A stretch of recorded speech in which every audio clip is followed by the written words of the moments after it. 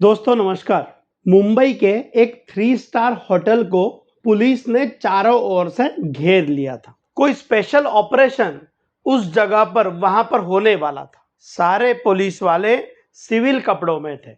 वहां पर आने जाने वाले लोगों को इस ऑपरेशन की तो भनक भी नहीं थी। Assistant police commissioner Ravindra Angre इस ऑपरेशन को लीड कर रहे थे। रविंद्र आंग्रे मुंबई पुलिस का तो हिस्सा भी नहीं थे। रविंद्र आंग्रे एक्चुअली ठाणे पुलिस के अंदर थे। ऑपरेशन मुंबई में होने के बावजूद भी रविंद्र आंग्रे ने मुंबई पुलिस को इन्फॉर्म करना भी जरूरी नहीं समझा। वो दौर ही कुछ ऐसा था। मुंबई में एनकाउंटर स्क्वाड्स एक्टिव थे। प्रदीप शर्मा और विजय सालस्कर लोगों के नजरों में हीरो बन चुके थे और हर कोई अपना काउंट बढ़ाने में लगा हुआ था। हर कोई हीरो बनना चाहता था। शायद यही वजह रही होगी मुंबई पुलिस को इस ऑपरेशन के बारे में ना इन्फॉर्म करने की। उस दिन दादर के उस होटल के अंदर एक ऐसा शख्स आने वाला था जिसके बारे में पुलिस ज्यादा कुछ नहीं जानती थी, जिसकी गैंग के अंदर पुलिस का कोई इन्फॉर्मर नहीं घुस पाया था, जो जिंदा होने के बावजूद भी अदृश्य था। और उस डॉन का नाम था सुरेश मंचेकर। एक व्हाइट मर्सिडीज कार उस होटल के दरवाजे के सामने आकर रुक गई।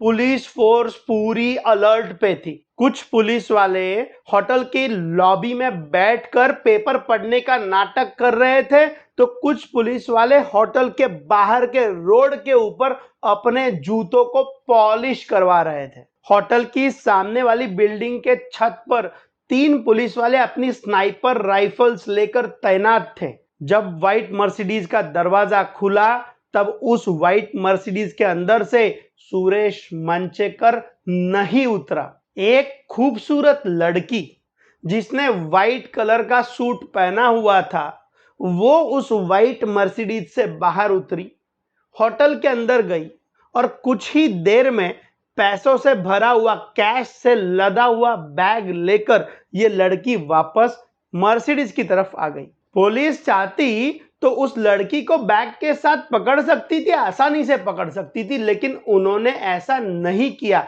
क्योंकि रविंद्र आंग्रे का इंटरेस्ट सुरेश मंचेकर में था। सुरेश मंचेकर इतना बड़ा नाम बना कैसे, ये देखने के लिए मंचेकर के अतीत में जाना जरूरी बन जाता है। करीब 1964 में एक गरीब मराठी परिवार में जन्म हुआ सुरेश मंचेकर का। लाखों लोगों की तरह उसके पापा भी किसी कॉटन मिल के अंदर मजदूरी करते थे। उसके पापा का नाम था धनाजी और माँ का नाम था लक्ष्मीबाई। महाराष्ट्र के कोंकण रीजन के अंदर एक डिस्ट्रिक्ट है देवगढ़। इस देवगढ़ के अंदर एक गांव है जिसका नाम है मंचे। ये पूरा परिवार उस मंचे गांव से था और इसीलिए उनका सरनेम पड़ा मंचेकर।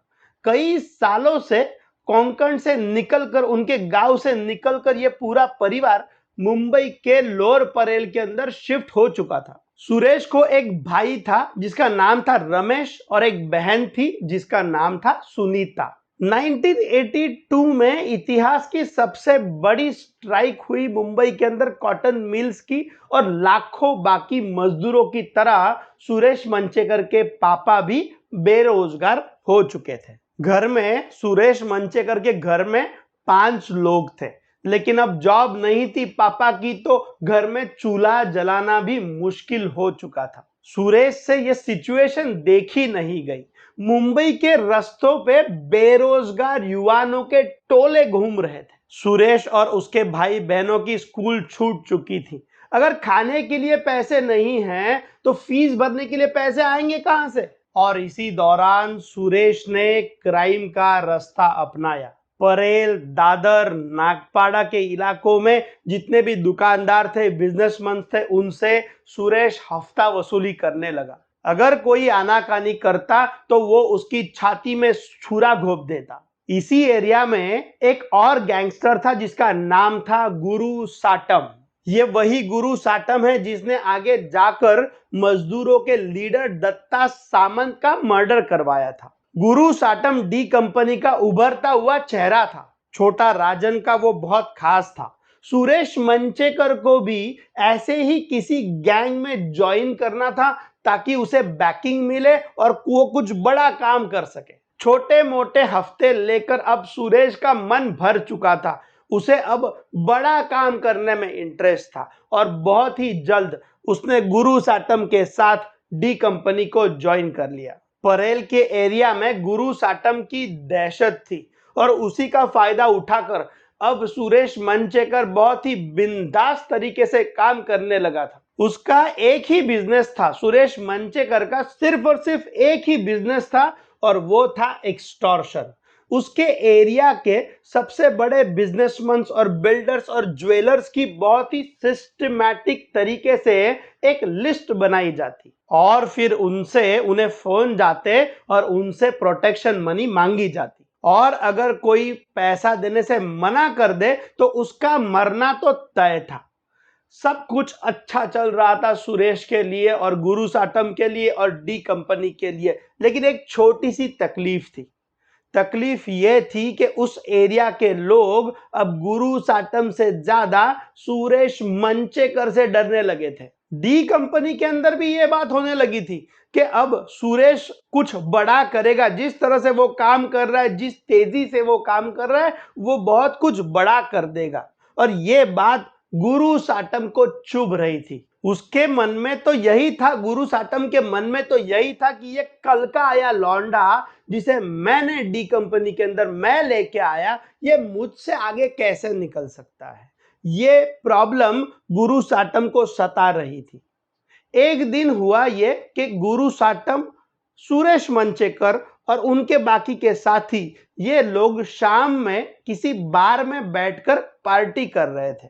जब दारू का नशा चढ़ने लगा तब गुरु साटम सुरेश मंचेकर को डोमिनेट करने लगा।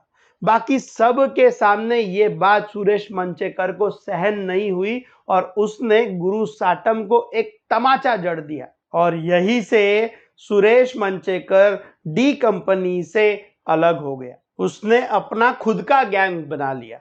दिक्कत ये थी कि जिस एरिया के अंदर डी कंपनी हफ्ता वसूली करती थी, उसी एरिया के अंदर अब सुरेश मंचेकर का गैंग भी हफ्ता वसूली करने लगा। सुरेश मंचेकर और उसका गैंग गुरु साटम के लिए और छोटा राजन के लिए सरदर्द बन चुका था और इसीलिए गुरु साटम ने सुरेश मंचेकर से रिलेटेड सारी खबरें पुलिस तक पहुंचाना शुरू कर दिया। इवन छोटी से छोटी खबर भी तुरंत पुलिस को गुरु साटम की तरफ से दी जाने लगी। सुरेश मंचेकर का काम करने का जो तरीका था वो बहुत ही खुफिया था। किसी को पता नहीं होता था कि वो कब कहाँ है, कहाँ जाने वाला है, क्या करने वाला है। इवन उसके खुद के गैंग के मेंबर्स को भी सिर्फ अपने अपने काम पता होते थे। पूरा ऑपरेशन या पूरा प्रोजेक्ट उन्हें किसी को भी पता होता नहीं था। ऐसा कोई भी नहीं होता था जिसको पूरी की पूरी गैंग के बारे में इंफॉर्मेशन हो। उतना ही नहीं तो सुरेश मंचेकर की और एक खासियत थी। मंचेकर गैंग के अंदर कोई भी बहुत फेमस ऐसा कोई भी शूटर या अंडरवर्ल्ड डॉन नहीं था। सारे के सारे बहुत ही छोटे और पेटी क्रिमिनल्स को लेके ही मंचेकर ने अपना गैंग बनाया हुआ था। मिसाल के तौर पर अशोक परदेसी नाम का एक आदमी था जो मंचेकर गैंग का मेंबर था, लेकिन दिखने के लिए ये तो वाडिया हॉस्पिटल का एक वार्ड बॉय था।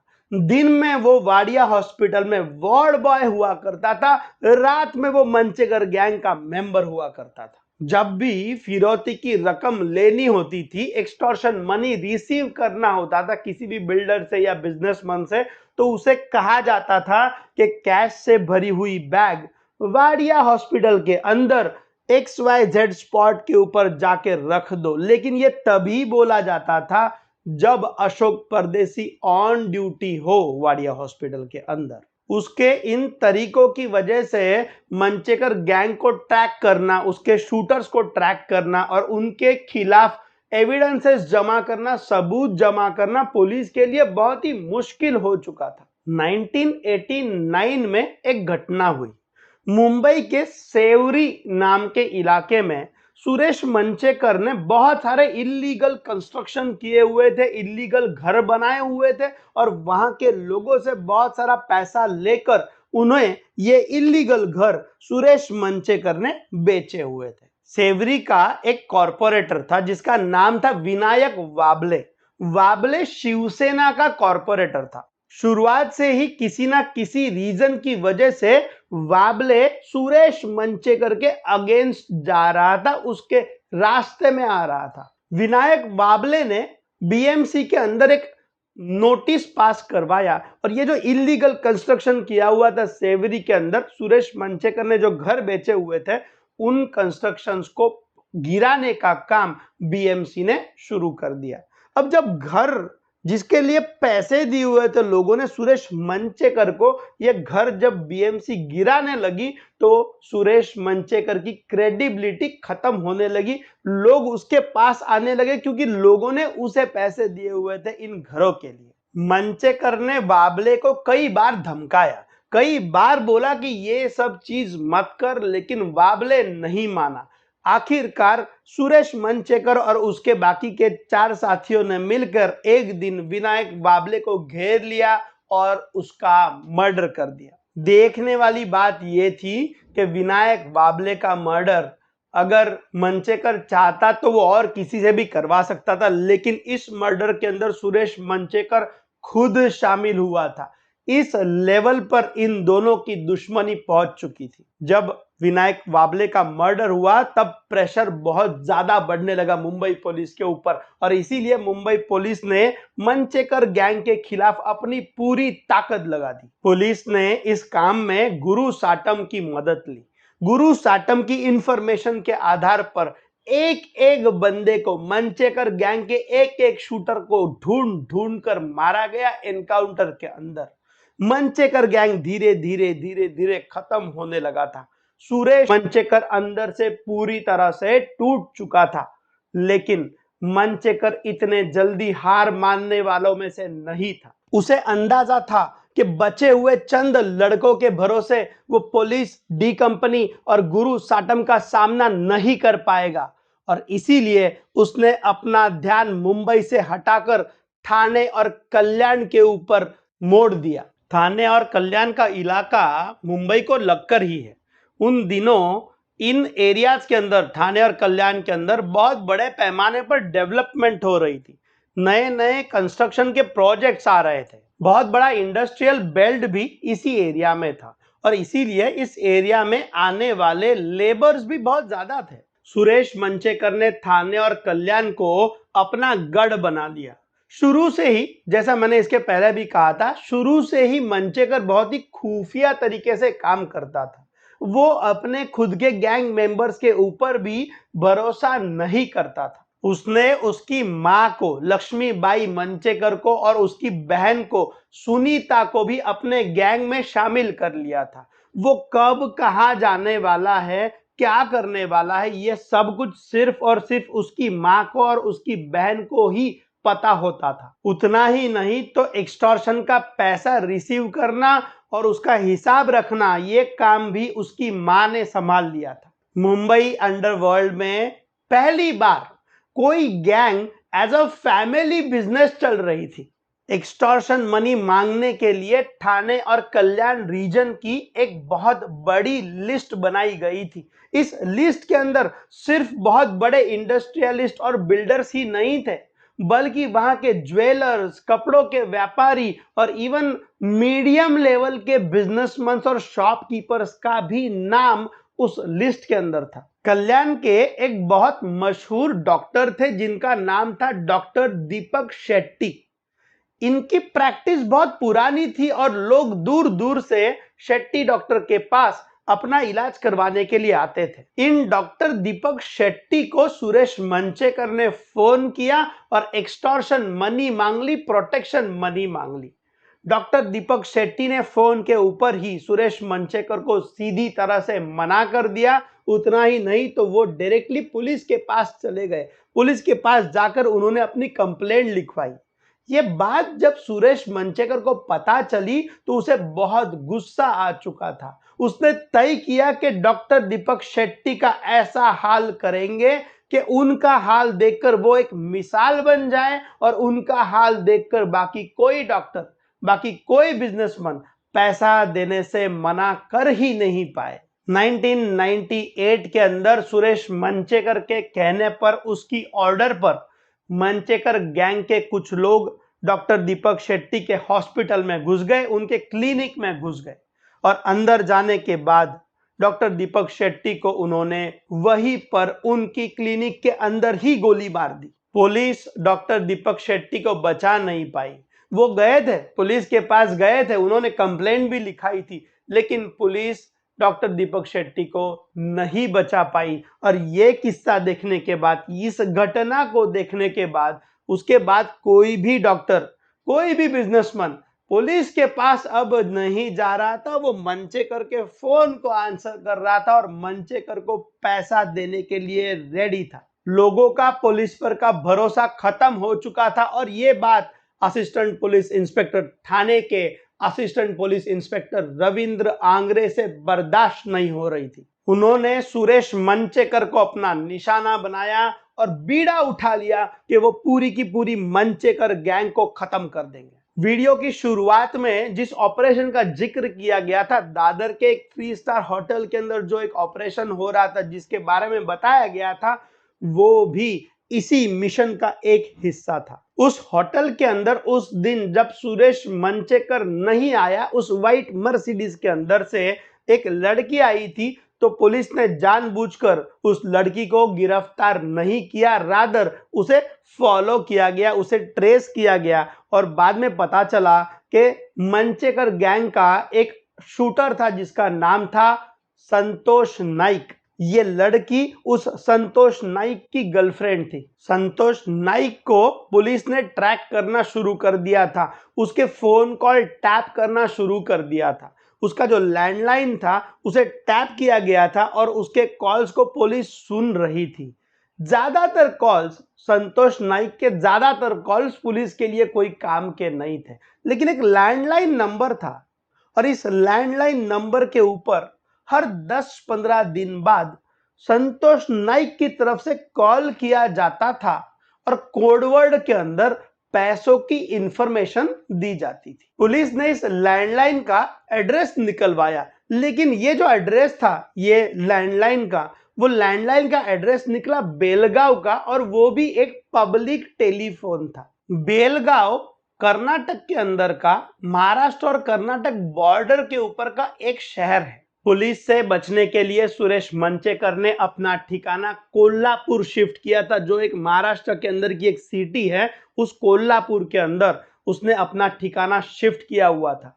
कुछ दिन वो कोल्हापुर में रहता था तो कुछ दिन वो बेलगांव में आकर रहता था। जब ये लैंडलाइन का एड्रेस मिला तो पुलिस को लगने लगा था कि अब वो सुरेश मंचेकर को पकड़ ही लेंगे, लेकिन ये इतना आसान नहीं था। जब पुलिस टीम बेलगांव पहुंची तो क्या सुरेश मंचेकर पकड़ा गया?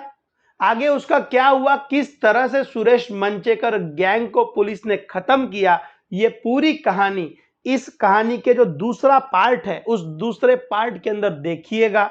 ये कहानी का पार्ट 1 था। इस कहानी में, इस वीडियो में इतना ही। वीडियो को लाइक जरूर करना और अगर दूसरा पार्ट जब अपलोड होगा उसका, अगर आपको उसका नोटिफिकेशन आना है तो चैनल को सब्सक्राइब जरूर कर देना। थैंक यू सो मच, धन्यवाद।